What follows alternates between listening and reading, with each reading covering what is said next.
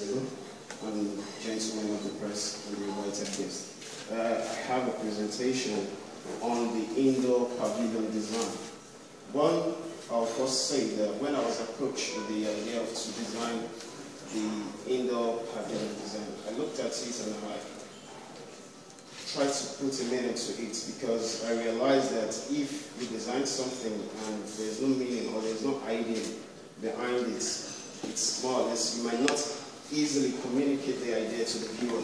And when it comes to photograph, video, we cannot rule out the vision. So how well can we display these pictures for the viewers to be able to enjoy? So I came up with a concept.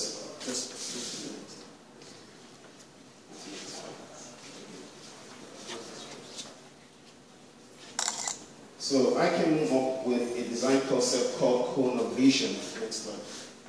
From the cone of vision, if you look at it, it's a visual region displayed by a drawing that relates to the person's normal vision without his or her peripheral vision. In a nutshell, the cone of vision is the area of sight or the angle of sight. I've actually been to places where I would have to see image placed straight at me like this, and you realize that when you're standing, you can only enjoy the view of what you're looking at. And understanding the cone of vision of human, if I stand like this, you can actually see between the 0 degrees and 95 degrees. Anything outside 95 degrees, you can't see it. And you realize that out of the 95 degrees, you can only see perfectly 60 degrees.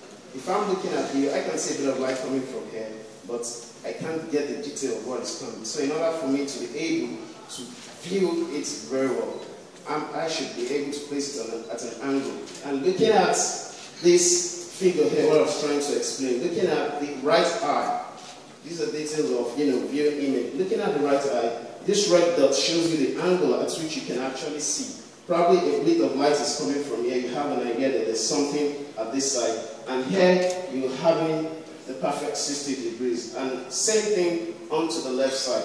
But this represents the human standing. And you can see that for him to have a clear vision of the two eyes, you can actually have it at these two handles. So that brought out the idea of placing the picture. Then when I looked at the space, I was wondering, okay, where's the venue? Because before you design, you have to have an idea of the space. I went to the space with the co-designer, Steven. We looked at the space and were able to see that there are a lot of restrictions. On a normal day, if you have an exhibition, you think, oh, it's a big, open ground. But no, there's no space as such. And in between the space, we have the escalator, you have staircase, you have the lift lobbies, you have the corridor. How have we tried to marry this display while the viewers also enjoy it? So I haven't studied the area of the space. This is the revolving door leading to the escalator hall. This is the escalator leading straight up. We have another access door here. We can see the constraint on site. We have the lift access here. And if you look at the circulation space, because if you look at, for instance, where we're seated, the only circulation space we have, the effective circulation, in as much as big, the only effective circulation is here on the part, the hall that we're looking at. So I decided to study the existing layout of the ground floor plan, the next slide, and also the first floor plan as well, which is even more smaller.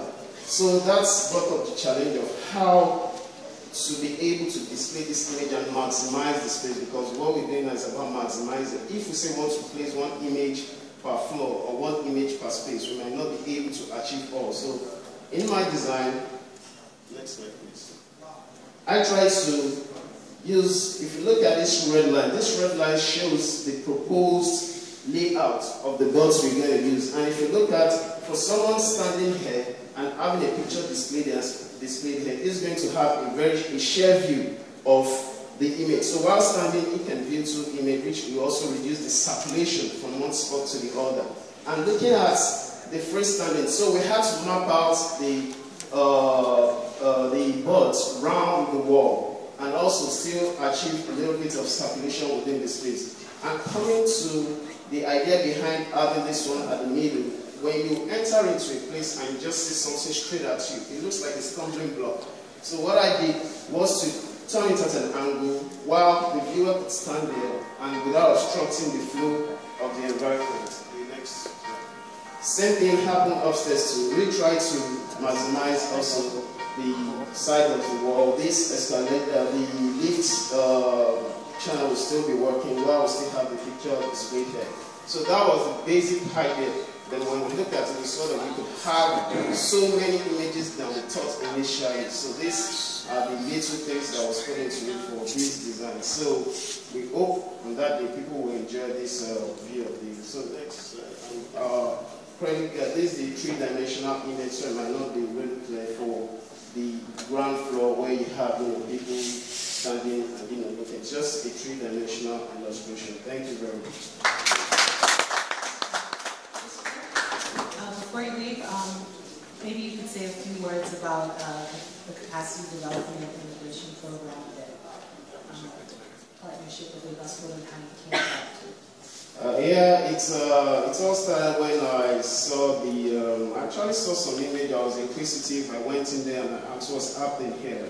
Right there at the office, I even thought it was a bar or something, but not until I walked into the gallery, saw what is being displayed. I'm an architect, and I have, there's a strong relationship between architecture and photography. You cannot take it away. You're supposed to go and do a case study of a building to snap details so as to, replicate or improve upon the design. So I saw it, and they came up with a workshop, which we all had to participate with a team of members. We all sat down.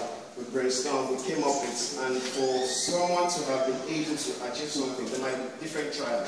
We tried so many methods, we failed, and we were able to come up with something studied the last year. And this year, I think it's more, we're able to avoid those early challenges, and we have to get it right. So it's a kind of program that was set to be able to make us understand, or make me understand the idea behind these things. So since then, I've put in more meaning into photography and general perception about visual communication. Thank you. Just to expand on what Mr. was explaining, from inception, when we set up LagosPhoto, we realized that it was necessary to get specialized skill sets involved. And so the first year we got an architect to help design the outdoor installations. And the second year it was last year it was a team led by creative director Joshua and this skill. This year we're moving on with that. The CBI is an idea to get young final year design students and architecture students and early architects involved in creating intervention in public spaces and solving these problems rather than always being experts. We said let's give the youth a chance to get involved. And this field literally walked into the offices and there was a threat like images on the street and said, well, we were asking about how to get involved, and so well, we have a CBI project. That's literally the story. So the reason I'd like to share this story is that people like to think of art as something like elitist or exclusive. It's actually very inclusive if you just have enough confidence and if you have an idea, we welcome them. Okay, before we open the floor up to questions,